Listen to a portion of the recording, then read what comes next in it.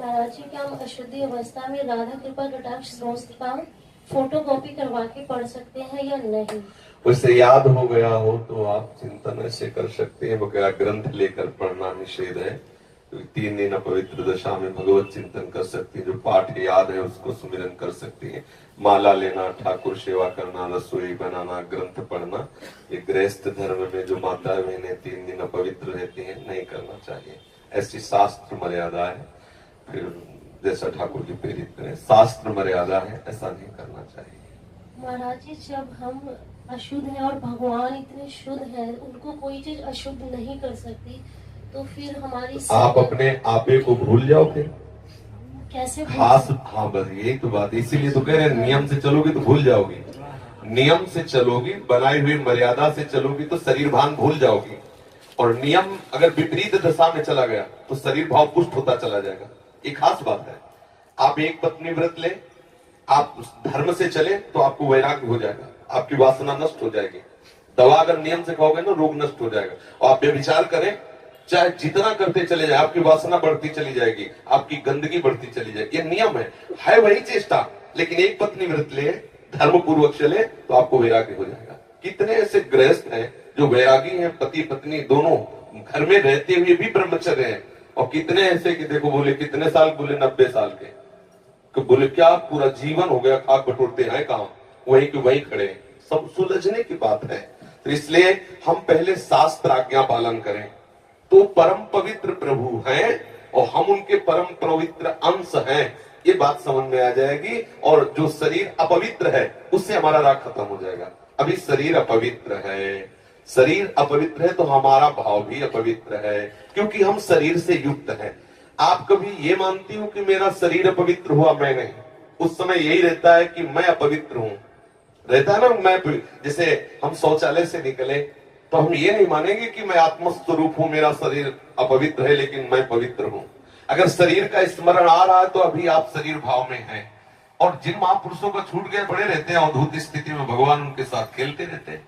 उस स्थिति तक पहुंचने के लिए हमें तर्क छोड़कर शास्त्र आज्ञा पालन करना पड़ेगा। शास्त्र की कृपा से, गुरु आज्ञा की कृपा से वो स्थिति आ जाती है जब शरीर भाव से ऊपर उठ गए। फिर क्या, फिर तो कोई परेशानी नहीं। चाहे लघु शंका की पड़े हो, चाहे शौच के पड़े हो, शरीर अपवित्र है लेकिन वो परम पवित्र प्रभु में रमण कर रहा है। अभी हमारी दशा ऐसी नहीं है। हमारा शरीर हमें मैं करके दिखाई दे रहा है, नहीं दिखाई दे रहा। शरीर की भूख मेरी भूख, शरीर की मांग मेरी मांग, शरीर का कष्ट मेरा कष्ट आ रहा है ना। बस इस राग से छूटने के लिए शरीर को सिद्धांत में बांध दो। तस्मात् शास्त्रम प्रमाणम ते कार्या कार्यो विरुद्ध, क्या करना है क्या नहीं करना, इस शास्त्र के अनुसार चलो तो शरीर का राग खत्म हो जाएगा। इसका परिणाम होगा शरीर से राग खत्म हो जाएगा। आप पवित्र रहिए तो आपको शरीर से वैराग्य हो जाएगा। ये खास बात है। शास्त्र की आज्ञा पालन कीजिए तो आपको शरीर संसार से वैराग्य हो जाएगा। और शास्त्र के विरुद्ध चलिए तो आप रागी हो जाएंगे, आप आसक्त हो जाएंगे, ये आपको दंड होगा। शरीर संसार की आसक्ति वही तो आपको जलाती, वही तो आपको जन्म मृत्यु के चक्र में फंसाती है। समझ गए बच्चा? जब हम भगवान के लिए प्रसाद नहीं बना सकते, उनको भोग नहीं पवा सकते बच्चा, इसीलिए इस शरीर से घृणा करनी है। धिक्कार है ऐसे शरीर को जो प्रिया प्रीतम से बिलक करता है, तभी तो शरीर से राग खत्म होगा। ये अपवित्र शरीर जो हमें प्रभु के सेवा से छुटवा दे, ऐसे शरीर से क्या राग करना। धीरे धीरे शरीर के प्रति हे भाव हो जाए। जन्म मृत्यु जरा व्याधि दुख दोषानुदर्शनम, भगवान ने गीता जी में कहा। शरीर के प्रति हे भाव होने लगता है, क्या मलमूत्र का भांड है, छोड़ो इससे राग। धीरे धीरे धीरे वो अपने स्वरूप में स्थित हो जाए। अभी इतना ममत्व है शरीर में, कोई ऐसे छू ले तो एकदम ऐसा नहीं होता। तुमने हमें ऐसा कितना अपना मय पद है। अगर हम ठीक सिद्धांत से चलेंगे तो हम बहुत जल्दी लाभ प्राप्त कर लेंगे। जहां हमारी स्थिति है हम बात उसी स्थिति की करें तो हम बहुत जल्दी आगे बढ़ जाए। होता क्या, हम लोग बात करते हैं छत की, अभी बिल्कुल 100 हाथ गड्ढे में खड़े हैं। बात ये है, शरीर से हमारा संबंध बहुत घनिष्ठ हो चुका है। इतना हो चुका है कि शरीर से हम संबंध किए, ये शब्द भी गलत है। मैं ही शरीर हूं ऐसा है। आप देख लो, कभी दर्पण में तिलक लगाते समय सोचा कि शरीर के मस्तक पर तिलक रचना कर रहे हैं? नहीं। मेरा तिलक कैसा है, यही तो आएगा ना। मेरा रूप कैसा है, मैं ठीक लग रही हूं, लग रहा हूं, ऐसी बातें आएंगी नहीं आएंगी। तो इसका मतलब शरीर राग है। शरीर राग हटाने के लिए शास्त्रीय सिद्धांत स्वीकार करना होगा। जिस समय माता बहनें अपवित्र होती हैं, उस समय वो जो भी भोग बनाती है, वो शास्त्र के अनुसार कह रहा हूं कि जो ब्रह्म हत्या देवराज इंद्र को लगी थी, उसी के 4 विभाग किए गए थे। पहला विभाग स्त्री को दिया गया था और उसके साथ वरदान भी दिया गया था कि उसी अवस्था के अंतर्गत वो जब सृजन क्रिया में जाएगी तो संतान उत्पत्ति की सामर्थ्य उसको प्राप्त हो जाएगी। पृथ्वी ऊषर भूमि, जो ऊषर भूमि है, ये वो ब्रह्म हत्या का एक भाग, उसको वरदान दिया गया था, चाहे जितना गड्ढा खोद दिया जाए अपने आप भर जाएगा समय पे। वृक्ष की गोंद जो निकलती है वो ब्रह्म हत्या, और उसको वरदान दिया काटने पर भी पुनः आप हरे भरे हो जाओगे, मतलब समय आने पर आप वृक्ष रूप धारण करो। और जल में फेन बुदबुदा काई, ये ब्रह्म हत्या के 4 भाग के। और जल को आशीर्वाद दिया गया कि कभी भी कहीं भी पवित्रता होगी तो आप उसमें सम्मिलित होगे। जल छिड़को, आचमन करो, जल के द्वारा पवित्रता। ऐसा 4 वरदान भी उनको अलग अलग दिए गए और उनके लिए विधान भी किया गया है। देवराज इंद्र को जब ब्रह्म हत्या लगी थी तो शास्त्र में मर्यादा चली आ रही है। अगर इसका हम पालन करेंगे तो शरीर से वैराग्य हो जाए।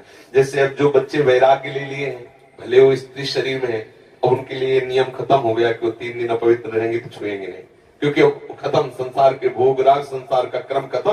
अब वो वैरागी, अब वो आठों पैर प्रभु की सेवा में लगे हैं। पर अपने गृहस्थ धर्म से है, शरीर सुख की कामना से है, शरीर का हम प्रयोग कर रहे हैं अपने इंद्रिय सुख के लिए, तो आप पवित्रता धारण करो, जिससे तुम्हारा ये राग नष्ट हो जाएगा।